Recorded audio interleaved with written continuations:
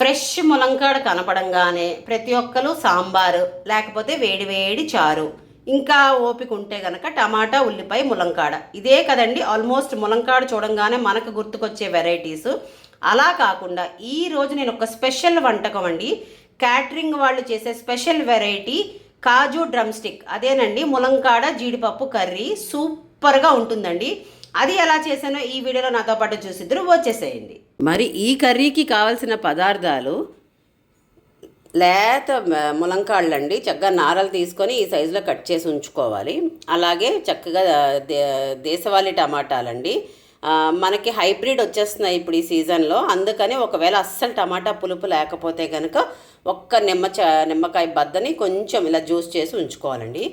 గార్నిషింగ్కి కొత్తిమీర, పచ్చిమిరపకాయలు, ఎండు కొబ్బరి, ఉల్లిపాయలు చిన్న ముక్కలుగా కొన్ని చేసుకున్నానండి, స్లైసెస్గా కొన్ని చేసుకున్నాను. ఎందుకంటే ఒకటి పేస్ట్కి, ఒకటి కర్రీకి, ఒకటి కొంచెం కరివేపాకు, మన ఎంటీఆర్ ఆశీర్వాద్ ఎండు కారం, జీరా పౌడర్, గసగసాలు, జీలకర్ర, ఇవి కర్బూజా సీడ్స్ అంటారు కదండి అవి. ఒకవేళ అవి లేకపోతే గుమ్మడి గింజలైనా పర్వాలేదు, మనకి పంప్కిన్ సీడ్స్ అయినా పర్వాలేదు అనమాట. లైట్గా పసుపు, కూరకు తగినంత కారం, మరి మన కర్రీకి ములంకాడతో పాటు అంతే ఇదిగా చక్కగా జీడిపప్పు అండి, అలాగే కూరకు తగినంత ఆయిల్, లైట్గా కొంచెం నలిపి వేసుకోవడానికి కసూరి మేతి, అల్లం వెల్లుల్లి పేస్ట్, ఇంతేనండి.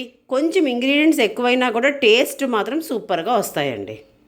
ముందుగా మనం ఈ కర్రీకి కొంచెం గ్రేవీ పేస్ట్ రెడీ చేసుకోవాలండి. దానికోసం మనం ఒక మూకుడు పెట్టుకొని అది కొంచెం ఆయిల్ వేడెక్కాక జీడిపప్పు అండి, సో అది వేసుకొని లైట్గా మరీ మాడిపోకుండా గోల్డెన్ బ్రౌనిష్ కలర్, మంచి కలర్ వచ్చేదాకా వేసుకోవాలండి. చూసారుగా ఈ మాత్రం జస్ట్ కలర్ మారితే చాలండి. దీన్ని నేను ఒక చిన్న బౌల్లోకి తీసేసుకుంటాను అనమాట. సో ఇలా ఒక బౌల్లోకి తీసేసుకున్నానండి కదండి. అదే ఆయిల్లో నేనైతే కర్బూజా సీడ్స్ అండి, ఒకవేళ ఇది లేకపోయినా అంటే గుమ్మడి గింజలైనా తీసుకున్నా పర్వాలేదు, నేనైతే కర్బూజా సీడ్స్ తీసుకున్నాను. అవి గసగసాలు, లైట్గా జీడిపప్పు, ఎండు కొబ్బరి వేసి కొంచెం ఈ వేసినవన్నీ కొంచెం మంచిగా వేగేలాగా, అంటే మీకు వేస్తున్నప్పుడే చూసారు కదా చిట్పట్లాడుతున్నాయి, అలాగా అన్నీ ఈక్వల్గా వేగేటట్టు చూసుకోవాలండి. సో ఇవి మనకి బాగా వేగాక మన ఉల్లిపాయల్లో 2 రకాలు తరిగి ఉంచుకున్నాం కదండి, స్లైసెస్ ఒకటి, చిన్న ముక్కలు ఒకటి. నేనైతే స్లైసెస్ వేసేస్తున్నానండి. స్లైసెస్ వేసి ఇవి కూడా చక్కగా వేగేలాగా, ఎందుకంటే ఇవి మనం పేస్ట్ చేసుకుంటామండి, సో పచ్చివాసన పోయేదాకా చక్కగా వేయించుకోవాలన్నమాట. ఈక్వల్గా వేగేయి దీన్ని మనం ఏదైనా ఒక ప్లేట్లోకి తీసేసుకోవాలి, లేదంటే నేను దీన్ని ఇలాగే యాజ్ ఇట్ ఈస్ చల్లారబెట్టుకుంటున్నానండి, ఎందుకంటే వేరే మూకుడులో చేసుకుందాం అనుకుంటున్నాను. ఒకటే మూకుడు ఉందాం అనుకున్న వాళ్ళు దీన్ని వేరే ప్లేట్లోకి వేసుకొని బాగా చల్లారి పెట్టాలన్నమాట. నేను దాన్ని సైడ్కి పెట్టుకొని బాగా చల్లారి పెట్టుకుంటున్నానండి. అది చల్లారే లోపల నేను కొంచెం పెద్దది, అంటే మరి కూరకి కావాల్సినంతగా నేను గబుక్కుని చిన్న మూకుడు ముందు పెట్టేసుకున్నానండి, అందుకోసమే అలా మార్చాల్సి వచ్చింది. కొంచెం పెద్ద మూకుడు పెట్టుకొని కొంచెం ఆయిల్ వేసుకోవాలి. సో కూరకు కావాల్సినంత ఆయిల్ వేసుకొని అది వేడెక్కాక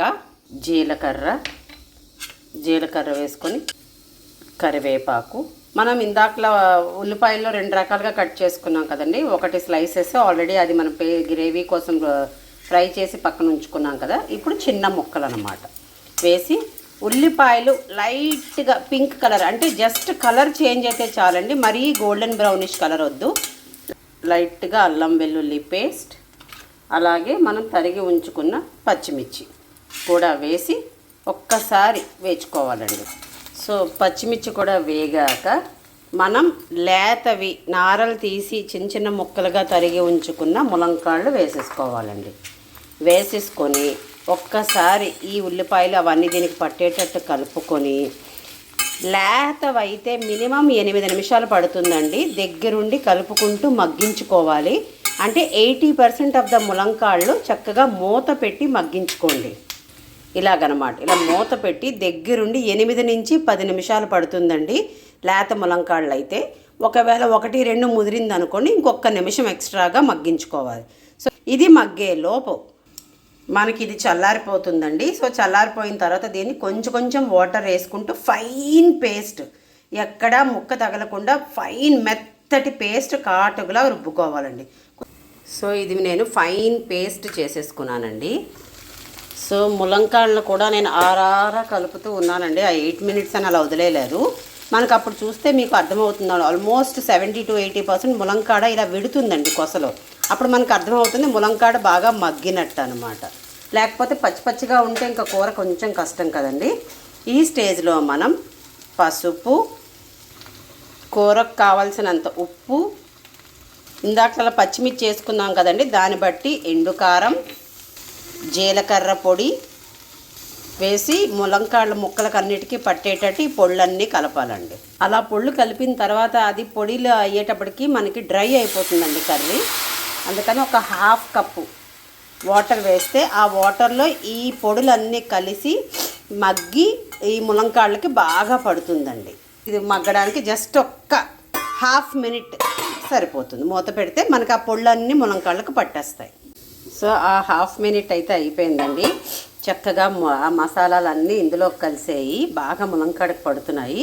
సో ఈ స్టేజ్లో మనం టమాటాలు, ఇప్పుడు ఆగస్ట్ ఆల్మోస్ట్ వచ్చి రన్నింగ్ కదండి.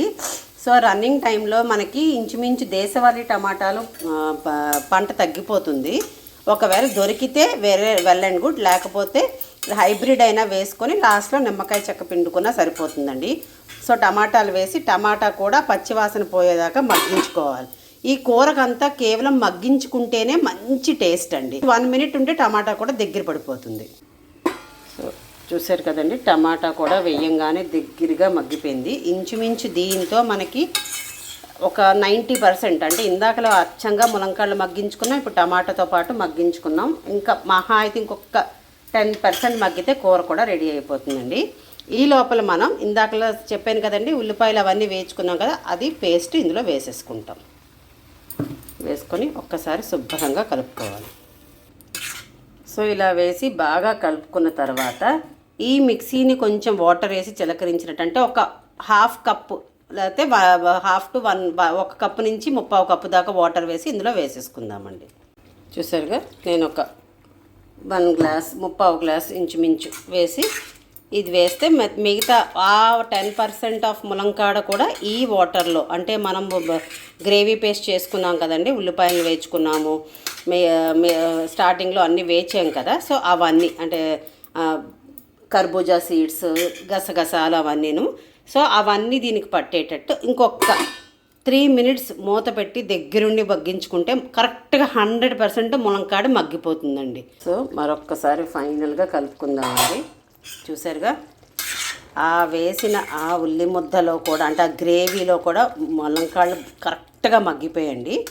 ఈ స్టేజ్లో మనకి ఏదైనా సరిపోకపోతే లైట్గా కారం, చాలా ఎక్కువ తినాలనుకున్న వాళ్ళు లైట్గా కొంచెం కారం ఎక్కువ కానీ ఉప్పు అవేమైనా సరిపోకపోతే ఈ స్టేజ్లో చూసుకోవాలండి. ఆ తర్వాత మనం కసూరి మేతిని కొంచెం ఇలా నలుపుకొని వేసుకోవాలన్నమాట. నేను కసూరి మేతిని వేసేసానండి. ఆ తర్వాత మనం మరి కూరకు మెయిన్ జీడిపప్పే కదండి. సో జీడిపప్పు, గార్నిషింగ్కి లైట్గా కొత్తిమీర, దీనికి పెద్దగా కొత్తిమీర పడదండి, జస్ట్ గార్నిషింగ్ కోసమే వేసుకొని కొంచెం కలుపుకునే ముందు, మనకి టమాటాలు పులుపు లేకపోతే 90% టమాటాలు ఉండట్లేదండి, అందుకని లైట్గా జస్ట్ చిన్న నిమ్మకాయ చెక్క, నేనైతే ఒకటే కాయలో 1/2 తీసుకున్నానండి. తీసుకొని ఒక్కసారి శుభ్రంగా కలిపేసుకోవాలి. చూసారుగా, శుభ్రంగా కలిపేసుకున్న తర్వాత నేను స్టవ్ ఆఫ్ చేసేసుకుంటున్నానండి. దీన్ని ఒక బౌల్లోకి తీసేసుకుందాము. చూడ్డానికి యమ్మీగా ఉంది కదండి. చూడ్డానికే కాదండి, తినడానికి కూడా సూపర్గా ఉంది. జీడిపప్పు తగులుతూ ములంకాడ ఫ్లేవర్తో ఆహా అనిపిస్తుందండి. ఇలాంటి స్పెషల్ వంటకాలు కావాలంటే అల్టిమేట్ ఉషా అనే నా ఛానల్ సబ్స్క్రైబ్ చేసుకోండి. ఈ వీడియో కనుక మీకు నచ్చితే please do like, share and subscribe to ultimate Usha. ఉంటానండి, బాయ్.